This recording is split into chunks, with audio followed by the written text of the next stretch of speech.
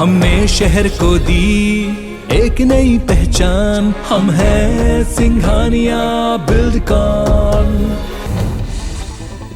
UP के कार्यवाहक मुख्यमंत्री 2 दिनों के दिल्ली दौरे पर हैं। दूसरे दिन दिल्ली में योगी आदित्यनाथ ने भारत के राष्ट्रपति रामनाथ कोविंद के साथ मुलाकात की। इससे पहले वो पीएम मोदी और बीजेपी के राष्ट्रीय अध्यक्ष जेपी नड्डा से मुलाकात कर चुके हैं। उत्तर प्रदेश के कार्यवाहक मुख्यमंत्री योगी आदित्यनाथ ने आज केंद्रीय परिवहन मंत्री नितिन गडकरी, धर्मेंद्र प्रधान, अनुराग ठाकुर से मुलाकात की। इस दौरान नेताओं ने सरकार गठन और राज्य के नए मंत्रिमंडल से जुड़े मुद्दों पर चर्चा की। गोवा के कार्यवाहक मुख्यमंत्री प्रमोद सावंत ने कहा कि राज्यपाल ने विधायक गणेश गावनकर को प्रोटेम स्पीकर की शपथ दिलाई है। सावंत ने कहा कि 15 मार्च को शपथ दिलाने के लिए 39 विधायकों को सदन में आमंत्रित किया गया है। उत्तराखंड के कार्यवाहक मुख्यमंत्री पुष्कर सिंह धामी ने कहा कि सरकार गठन की प्रक्रिया चल रही है, जिसके लिए जल्द ही विधानमंडल दल की बैठक होगी और उसके बाद नई सरकार गठन की प्रक्रिया शुरू होगी। एन बीरेन सिंह ने आज सुबह इम्फाल में विधानसभा हॉल में 12वीं मणिपुर विधानसभा के सदस्य के रूप में शपथ ली है। आपको बता दें कि मणिपुर की 60 सीटों पर हुए चुनाव में बीजेपी को 32 सीटें मिली हैं। संसद के बजट सत्र के दूसरे चरण की शुरुआत में केंद्रीय वित्त मंत्री निर्मला सीतारमण ने केंद्र शासित प्रदेश जम्मू कश्मीर का बजट पेश किया। विपक्ष ने सरकार से मांग की कि बजट प्रस्तावों के अध्ययन के लिए उन्हें पर्याप्त समय दिया जाना चाहिए। पेट्रोलियम और प्राकृतिक गैस मंत्री हरदीप सिंह पुरी ने कहा कि पीएम मोदी ने ग्राहकों को राहत देने के लिए 4 नवंबर 2021 को पेट्रोल और डीजल के दाम कम किए हैं। हरदीप पुरी ने कहा कि हमने और भी कदम उठाए हैं, लेकिन 9 राज्यों ने इसके दाम कम नहीं किए।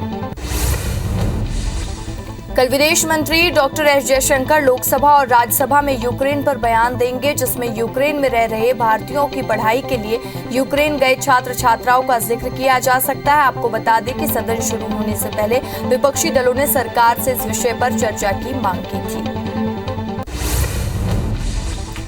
असम के मुख्यमंत्री हेमंत बिस्वा शर्मा ने कहा कि वो कांग्रेस पार्टी में आंतरिक मामलों पर टिप्पणी नहीं करना चाहते, लेकिन लगातार चुनावी हार ने साबित कर दिया कि गांधी परिवार कांग्रेस को जीत की ओर नहीं ले जा सकता। उन्होंने कहा कि कांग्रेस को आम चुनावों में भी करारी हार का सामना करना पड़ेगा। कांग्रेस के वरिष्ठ नेता हरीश रावत ने कहा कि सीडब्ल्यूसी की बैठक लगभग 5 घंटे से ज्यादा का समय तक चली है और जिसमें सभी सदस्यों ने अपनी अपनी बातें रखी हैं। सभी ने एक मत से तय किया है कि कांग्रेस को न केवल सोनिया गांधी जी के नेतृत्व पर अपनी पार्टी के लीडरशिप पर विश्वास है, बल्कि हमारे जो बुनियादी उसूल हैं वो भी अपनी जगह ठीक है। केंद्रीय मंत्री गिरिराज सिंह ने कांग्रेस को घेरते हुए कहा कि कश्मीर की समस्या प्रथम प्रधानमंत्री नेहरू की देन है, जिन्होंने कश्मीर को धर्म से जोड़कर देखा। उन्होंने कहा कि दुख है कि कांग्रेस के लोग संख्या गिना रहे हैं। आज हरियाणा के कई पूर्व विधायक और पूर्व मंत्री और सामाजिक कार्यकर्ताओं ने आप पार्टी ज्वाइन कर ली है। दिल्ली के स्वास्थ्य मंत्री सत्येंद्र जैन ने कहा कि पंजाब में आप की जीत के बाद हरियाणा में भी लहर चल रही है। अब चुनाव होंगे तो यहां भी आपकी सरकार बनेगी। देश में 16 मार्च से 12 से 14 आयु वर्ग के बच्चों का कोविड टीकाकरण शुरू होने जा रहा है। इसकी जानकारी केंद्रीय स्वास्थ्य मंत्री मनसुख मंडाविया ने दी है और ट्वीट करके इसकी जानकारी दी गई है। साथ ही उन्होंने कहा कि 60+ आयु के सभी लोग अब प्रिकॉशन डोज लगवा पाएंगे, जिसके लिए टीकाकरण के लिए बिना राष्ट्रीय तकनीकी सलाहकार समूह ने इस आयु वर्ग के लिए इसकी सिफारिश की है। गोवा के पूर्व सीएम प्रमोद सावंत ने कहा कि द कश्मीर फाइल्स फिल्म को गोवा में टैक्स फ्री किया जाएगा। उन्होंने कहा कि 1990 में कांग्रेस की सरकार देश में थी। सावंत ने कहा लोगों को इस दौरान कश्मीरी पंडित बल्कि कश्मीरी के लोगों पर हुए अत्याचार को देखना चाहिए।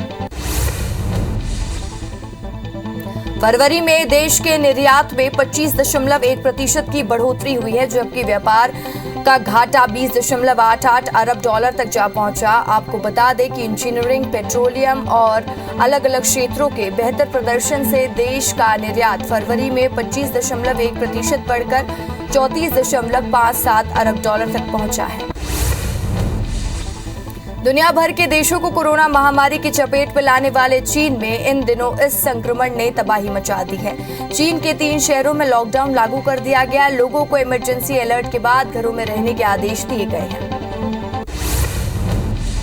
कोरोना से मौत के मामले में मुआवजे के लिए झूठे दावों पर सुप्रीम कोर्ट ने चिंता जताई है। सुप्रीम कोर्ट ने कहा, जब हमने मुआवजे का आदेश दिया था तब कल्पना भी नहीं की थी कि इसके लिए भी झूठे दावे होंगे। सॉलिसिटर जनरल ने CAG के ऑडिट का सुझाव दिया है। साथ ही सुप्रीम कोर्ट ने केंद्र से हलफनामा दाखिल करने के लिए भी कहा है।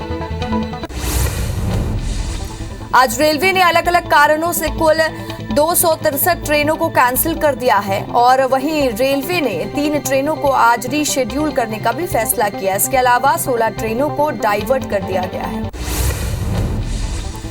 मथुरा के बांके बिहारी मंदिर में रंगभरी एकादशी के अवसर पर होली का जश्न शुरू हो गया। यहाँ लोग नाचते झूमते एक दूसरे के साथ होली खेल रहे हैं। बता दें कि होली के मौके पर सबसे पहले मथुरा वृंदावन में होली खेली जाती है और ये होली कई दिनों तक चलती है, जहाँ होली खेलने देश विदेश से लोग आते हैं। रूसी सेना यूक्रेन की राजधानी कीव की ओर तेजी से बढ़ रही है। जंग के 19वें दिन रूस ने यूक्रेन के एक मिलिट्री बेस पर 30 मिसाइलें दागकर उसे तबाह कर दिया। ये जगह पोलैंड बॉर्डर से सिर्फ 20 किलोमीटर दूर है।